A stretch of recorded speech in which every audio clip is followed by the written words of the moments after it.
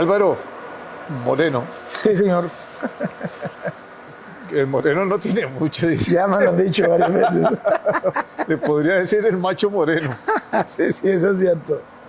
expresidente de Incopesca, Sí, ha estuve estado en la actividad pesquera toda la vida. desde básicamente. pequeño. Desde pequeño, es una familia de pescadores, pongámoslo así.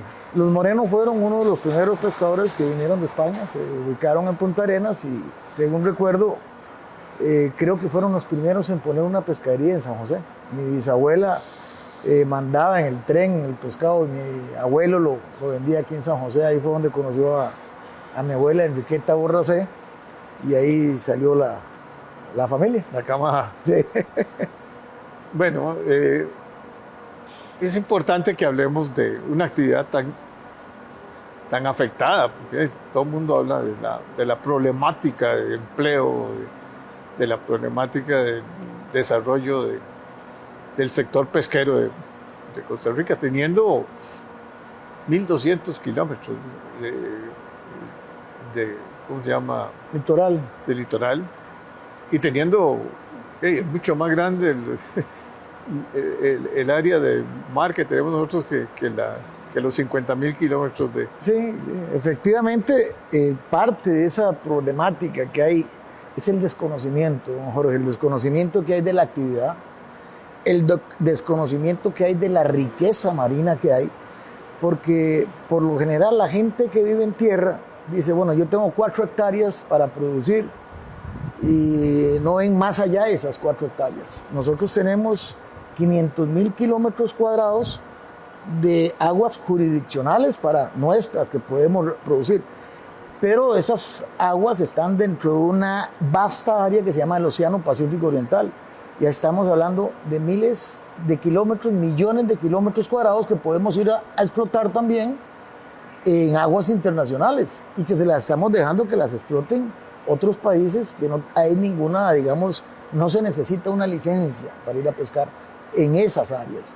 O sea, la riqueza del mar es más allá de nuestras fronteras jurisdiccionales y eso nunca lo hemos podido comprender, ni los gobiernos de turno, ni los que han pasado. O sea, Bueno, pero los atuneros salen a todas esas sí, áreas. los atuneros salen, pero hay unos... Y con licencia de Costa Rica también. Eso es para pescar en aguas jurisdiccionales. En aguas jurisdiccionales. Por ejemplo, en nuestras aguas jurisdiccionales, lo que es la riqueza atunera apenas significa un 20% de la riqueza atunera del Océano Pacífico Oriental. Nosotros no tenemos todo el atún del mundo, pero en ciertas épocas del año, ese atún que es migratorio, altamente migratorio, se acerca a las costas de Costa Rica. Obviamente, un barco atunero, teniendo un puerto de avituallamiento, Caldera, Panamá, El Salvador, es mucho más rentable, mucho más económicamente rentable salir a un campo pesca más cerca que ir a 4.000 millas afuera de la costa. Entonces, esa es la riqueza de Costa Rica, que en ciertas épocas del año el atún se acerca a Costa Rica. Entonces, es muy rentable para los barcos atuneros pescar dentro de nuestras aguas jurisdiccionales. Entonces, se le venden licencias, se le han vendido licencias desde 1978, antes no se les vendía eso. El diputado Ferretto fue la primera ley que estableció para vender licencias, para cobrarle algo a esos barcos que venían y se llevaban la riqueza. Error grosso fue haber cuantificado las licencias por el registro neto de las embarcaciones y no por la capacidad de acarreo. Entonces, hasta ahorita se ha querido medio arreglar la cosa, pero todos los barcos, un barco, digamos, de 1.200 toneladas de capacidad de acarreo, se le cobraba una licencia como si fuera de 460 toneladas. Pero eso es registro de tonelaje neto, registro de volumen. Y nunca nadie entendió de que no había ni necesidad de cambiar la ley, don Jorge. Era nada más elevar el precio. Por tantas toneladas kilogramos de atún, tanto se cobraba. Entonces había un problema, o sea, de antaño que todavía aún no está resuelto. ¿Y la pesca de camarón? El peor error, haberla suspendido. O sea, eso fue una puñalada en el corazón para la ciudad de Punta Arenas. O sea, yo resiento mucho el expresidente Carlos Alvarado, en el tanto que se logró un triunfo en la Asamblea Legislativa para promover una ley, complacer a la Sala Bueno. a la sala cuarta, que había hecho una resolución en el tanto que se suspendieran los permisos de pesca de camarón, mientras tanto no existiera un estudio que permitiera por lo menos discernir de que esa pesca era sostenible, que no era una pesca tan desastrosa como una organización ambientalista le había vendido esa idea a todo Costa Rica. Y esa ley, ese veto que hizo don Carlos Alvarado, lo hizo con argumentos falaces. En Costa Rica dijo que era perjudicial para 15,000 pescadores artesanales, y eso es una falacia. O sea, pescadores artesanales hay bastantes, y son muy buenos, y son buenos pescadores. Pero las licencias que están otorgadas para pescadores artesanales no llegan a 2.500. Uno no puede construir una verdad con base de mentiras. Y eso fue lo que hizo la organización Mar Viva, y digamos don Carlos Alvarado cayó en ese hueco, y aquí estamos viviendo las consecuencias en mi ciudad, en Punta Arenas. 3, 4, 6 asesinatos en lo que va del año, gente metida en drogas, o sea, no hay fuentes de trabajo, y digamos, un deterioro galopante de la sociedad, donde ya es común ver cada semana 2, 3 muertos en una ciudad que antes era imposible, o casi no imposible, pero era muy raro que se dieran esas cosas. Eso ha sido una puñalada, se le dieron a Pero Punta Arenas. se pidió un estudio y no se realizó el estudio. Eso es lo que pidió la sala, y yo creo que se está haciendo ahorita. Este gobierno está haciendo un esfuerzo con el Incopesca para volver a hacer los estudios que exige la sala cuarta. La pesca de arrastre no está prohibida, en ningún momento la sala la prohibió. Lo que exigió era que se hicieran estudios que demostraran que era rentable, que era ambientalmente sostenible y que se pudiera efectuar. Pero sí. Las universidades no han participado en esa investigación. Bueno, yo creo que tienen que participar. O sea, Pero ya estamos hablando de muchos años, 2013. No hay ningún estudio aquí en Costa Rica, no hay uno solo que diga que la pesca de arrastre es mala, que la pesca de arrastre produjo tanto deterioro. No lo hay. Aquí vendieron humo y pusieron en los canales de televisión un montón de cosas, barcos de 2.500 toneladas de arrastrando redes inmensas que aquí no existen. Pero también se estableció una red nueva. Eso fue una inclusión para poderla, y es la que van a experimentar. Es una red tipo Western Union que tiene una doble relinga, pero una red pequeñita. ¿Qué le puedo decir, don Jorge? O sea, la boca de esa red, el tamaño de esa red no abre más de 32, 30 pies. O sea, ese es el tamaño de esa red. Usted me habla a mí de un trasmayo, de a veces que usan los pescadores, digamos, de trasmayo, y son redes que tienen 1.500, 2.000 metros de largo, y las redes de los camaroneros eran de 30 pies de ancho. O sea, nada, punto de comparación. Pero se hablaba que, bueno, entre los argumentos era que para sacar 1 kilo de camarón había que... Eso no es cierto. O sea, había épocas, don Jorge, yo fui capitán de barco, había épocas, usted no va a trabajar de gratis.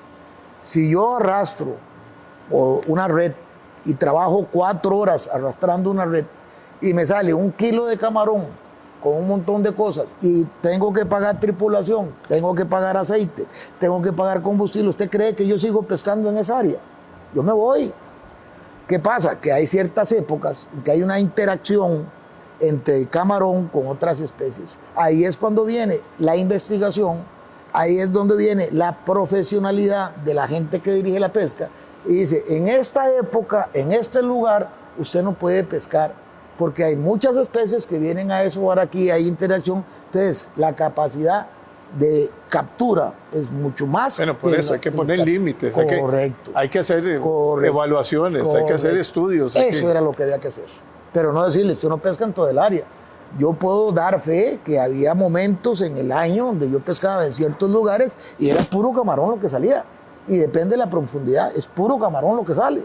Y es un recurso que ahí está, se está perdiendo. Y se lo estamos regalando a los nicas, porque la corriente va para el norte. O sea, todo eso. Y todo eso, tenemos un gran incubadora de camarones que se lo mandamos a los nicas. Ahí están en la frontera con los barcos camaroneros, esperando que lleguen, apañando lo que nosotros no queremos agarrar. Pero, vamos a ver, qué complicado. ¿Y la institucionalidad del sector? Bueno, eso... Hay 12 directores, ¿no? No, eso ha sido una cuestión que tiene que ver el gobierno o los responsables de ver cómo lo acomodan. Cuando nació el Incopesca... Porque pues, no se ha reglamentado la ley. No, eso con todo respeto, al señor presidente se le hizo ver que no es posible que la ley orgánica de creación del Incopesca, o sea, la institución que más poder tiene jurídicamente hablando para regular el asunto pesquero, se hizo y se publicó esa ley en 1994. 30 años después no tiene reglamento. El Poder Ejecutivo no le ha hecho el reglamento. No se sabe cómo se nombra las comisiones, no se sabe cómo hay que escoger la Comisión Consultiva de Pesca, la Comisión Investigativa, la Comisión de Mercadeo. O sea, la ley está bien hecha. La cosa es que no se aplica porque falta el reglamento. Y los responsables, ahí están. Ahí están. O sea, ¿por qué no se ha hecho un reglamento? Yo no entiendo, a menos que sea esa desidia, ese desconocimiento de a veces hasta nombrar personas en la presidencia ejecutiva del Incopesca que no conocían pesca, en la junta directiva que no conocían de pesca, personas que tenían en su casa, tal vez una casa muy humilde, y ahí manejando presupuestos de 4.000, 5.000 millones de colones. O sea, yo creo que la institucionalidad no ha ido bien. Ha estado en manos de un grupo. O sea, el plan pesquero a largo plazo no existe. No, entonces. no. O sea, un plan pesquero no hemos copiado de países que tienen una vocación pesquera buena, o sea, rentable, que existe. No hay que inventar el agua tibia. México, aquí en un momento determinado en el Incopesca, no había una persona, un oceanógrafo. El instituto es del mar y no había en su staff un oceanógrafo para que viera esas cosas. En su staff no había un ingeniero pesquero, sino que fue un nicho para personas que llegaron a trabajar y que no sabían y llegaron a aprender. Entonces todavía hay un montón de personas internas ahí que no ven al Incopesca como un instrumento de desarrollo pesquero tal y como se concibió y como se formó y como se le legisló. Usted revisa la legislación del instituto y es una ley que tiene 30 años, pero está actualizada. O sea, los objetivos son claros. El desarrollo de la actividad pesquera.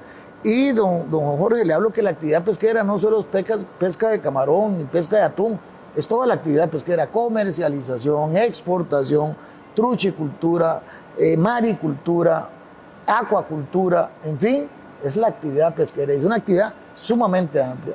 Una marisquería aquí en Agán es actividad pesquera. Que tienen una marisquería vive de la actividad pesquera y esa actividad y tiene que ser regulada. La exportación, o sea, en fin. No hay lonja tampoco. Bueno, eso es una cuestión que a mí me duele lo que pasó. Yo fue una de las propuestas que hice desde un principio, necesitamos una lonja pesquera. Sí, esa diferencia. Se almacena donde uno pueda el pescador, por lo menos, y tener ciertas garantías de que su producción le va a generar ganancias. Aquí el pescador sale a pescar con un precio y regresa con otro precio y nadie se lo regula. Entonces a veces sale con ganancia, yo salgo con un precio y regreso y vengo con buen producto, pero ahí fue tal la producción que mi producción no alcanza para pagarlo, el alisto, el gasto.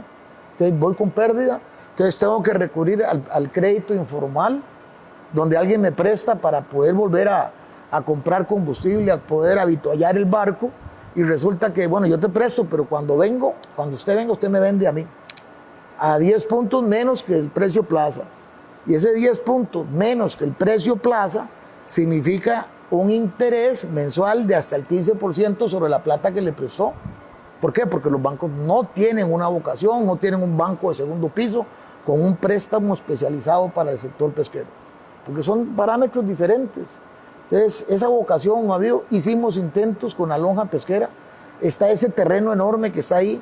Se presupuestaron 900 millones de colones en tiempos de don Abel Pacheco. Se hizo convenio con el PIMA, que es el dueño registral de ese terreno, que se le recuperó al estero y se perdió. Yo no sé dónde están esos 900 millones de colones. O sea, eso hubiera sido algo, un incentivo para Punta Arenas, como el centro, digamos, de avituallamiento y de comercialización pesquera a nivel nacional.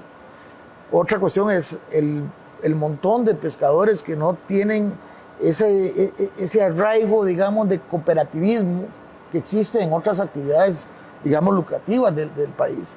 Yo creo que y hay que hacer una gran cooperativa. Hacer una gran cooperativa con cooperativas locales que defiendan, pero que vayan con un solo objetivo. Pero hay capacitación, información de los pescadores. No, muy poca.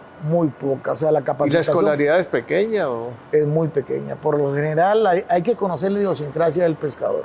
El pescador vive del mar. Vive del mar, se dedica a trabajar. Y nació en el mar casi. Entonces, ¿qué pasa?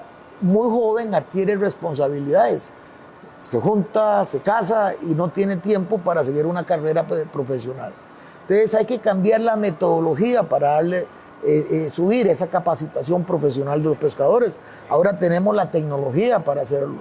Tenemos satelital, tenemos clases virtuales. Antes, en mis tiempos, yo le digo, Jorge, yo con Costa hablaba con mi familia cuando andaba 2 meses afuera en el mar, con radio y un single sideband. Y no había satélite. Ahí había que navegar con sextante o con cartas o con lo que fuera, por estima.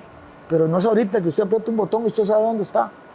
Entonces, si puede, ahorita con un teléfono satelital, está 3.000 millas afuera de tierra y habla con su familia. Y recibe noticias todos los días. Antes era diferente. Entonces yo creo que nos hemos quedado atrás. Mucho con otros países, tanto en tecnología como en profesionalidad, como en institucionalidad, como en protección sustentable y sostenible del recurso. Porque no es solo proteger el recurso, hay que proteger a la gente que vive del recurso, la parte costera, porque ahí la capacitación no solo es suficiente si usted no le da alternativas. Yo una de las críticas que hago en las vedas, que no están hechas ni están puestas en la época que tiene que ser, sino que se le dice a un pescador que tiene familia, que tiene hijos, que van a la escuela, que comen todos los días, y le dicen, jefe, estos 3 meses usted no va a poder ir a pescar. Y aquí está Limas, que le va a dar 140,000 colones mensuales para ver qué hace con eso. Si usted me dice eso, o me dice a mí, yo tengo que romper la veda, porque no tengo otra cosa que hacer. Tengo que ir a pescar para poder darle comer a mi familia. Entonces, no se han creado alternativas, porque las vedas son necesarias, no es que se quiten las vedas, sino, bueno, durante la veda yo he propuesto que se hagan, que se capacite a esas personas con pesca deportiva inshore, que lleven gente a pescar. Yo conozco muchos amigos míos que yo les he ayudado a capacitarlos también y que tienen una profesión entre semana y los fines de semana tienen una lanchita, llevan 4 personas, les cobran 30,000 colones, lo llevan todo el día y hacen 2 viajes por semana. Son 120,000 colones por día, 240,000 colones por los 2 días, y estamos hablando casi 800,000 colones al mes, si logra ya ha crecido el turismo ahí. Entonces, ¿qué es el ICT? No solamente hay que llevar a los gringos, también nosotros podemos tener. Es un incentivo donde usted llega y la pesca es familiar, es un deporte familiar. No hay que tener un gran yate. Y hay que tener, esas islas son afrodisíacas. Lindas. Parte de mi hobby es ese, ir a pescar con mi cañita por las islas. Y no solo eso, don Jorge, sino que si usted quiere ir a Punta Arenas, si hace un centro de pesca deportiva ahí, usted se va con su familia. Y si su señora no le gusta ir a pescar y están los chiquillos, se quedan en Punta Arenas o en un hotel, o ya sea se quedan en Quepos, o se quedan en Puerto Jiménez, o se quedan en Costepájaros, gastando el dinero, pagando un cuartito, pagando comida. Entonces se genera un montón de actividad económica en el lugar donde se realiza. Entonces sí hay alternativas. Y no es de que pongamos una industria. O sea, en la parte pesquera de atún, creo que sí hay que meter un par de plantas atuneras más. Hay que tener una flota pesquera nacional para no regalar nuestro producto y poder nosotros enlatar nuestro propio atún. Eso es un sueño que tuvimos hace muchos años y que estuvieron 2 barcos aquí, se llamaba Copiatún 1, Copiatún 2, y fue una cooperativa. Pero de ahí metieron mano algunas personas, y esos 2 atuneros los vendieron a Venezuela. Ahí andan pescando todavía. Está en manos de empresarios venezolanos. Venezuela y Ecuador. Y México son los principales que tienen flota atunera de cerco, de Port Seiner, que son barcos de gran capacidad, de gran autonomía. Pueden estar hasta 3 meses afuera en el mar y usan una red de cerco para pescar atún. Embodegan en sus pancitas, en su capacidad de acarreo, y entregan el atún a las plantas, ya sea en El Salvador, aquí o en Ecuador, para procesarlas. Aquí hay 2 plantas.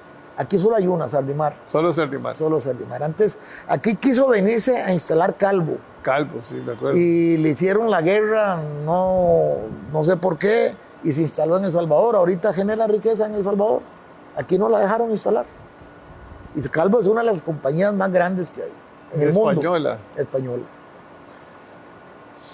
Bueno, Álvaro, este tema es fascinante, de verdad y preocupante, ¿verdad? Porque hay que buscar una salida a una situación que se está volviendo una explosión explosiva en la parte social, la pobreza, los problemas que tenemos en la costa son terribles, ¿verdad? Yo creo que, hay ya está explotando. Y no es llegar y yo creo que hay que buscar alternativas. El gobierno, el Estado tiene que abrir los ojos, porque ¿qué va a pasar si todas esas zonas implosionan? Llegará un momento que ahí no van a tener ni dónde poder desarrollarse hasta la actividad delictiva. ¿Hacia dónde migran? Hacia acá, hacia la GAM, porque ya no va a haber nada de dónde producir, de dónde delinquir, digamos. Bueno, pero yo creo que lo importante es planificar, ordenar, Me educar, parece que sí. Esa es la vía. Fomentar las cooperativas, organizar el sector, ¿verdad? Correcto. Entonces, para esa y función, fortalecer las instituciones que le corresponden y que todas los que tienen esas responsabilidades sí, a mí me parece también parece que las universidades deben jugar un papel importante, ¿verdad? Total y absolutamente. O sea, y con biólogos y con... Ellos reciben dinero de las licencias que se venden. ¿Y qué es lo que pasa? En la comisión formada por ley, la Comisión Consultiva de Pesca, la científico-técnica, ahí está un campo para las universidades y un campo para una ONG. Y reciben dinero. ¿Por qué las universidades no han hecho proyectos productivos para el sector pesquero? ¿Por qué no mandan gente? La Universidad Nacional no había hecho un poco de investigación. Ellos lo que tienen es una investigación. Y los productivos son, digamos, más se han enfocado hacia la parte de maricultura, acuacultura, pero eso no es pesca, eso no es solo pesca. O sea, la parte de la acuacultura, maricultura es muy importante, pero no en todo lado se puede hacer, don Jorge. Por ejemplo, la maricultura, ahorita para poder, ya estamos en la capacidad máxima de tener espejos de agua para tener camarón de cultivo en tierra. Tendríamos que apiarnos un montón de manglar y eso va a ser peor el remedio que la enfermedad. También acuacultura en el mar, no son todos los terrenos o todos los espacios físicos marinos que son aptos para la maricultura. Usted mete unas jaulas para producir pargo, para producir algunas especies que pueden en cautiverio cerca de un río donde viene con contaminantes, en una marea se queda usted sin producción. O sea, no es tan fácil.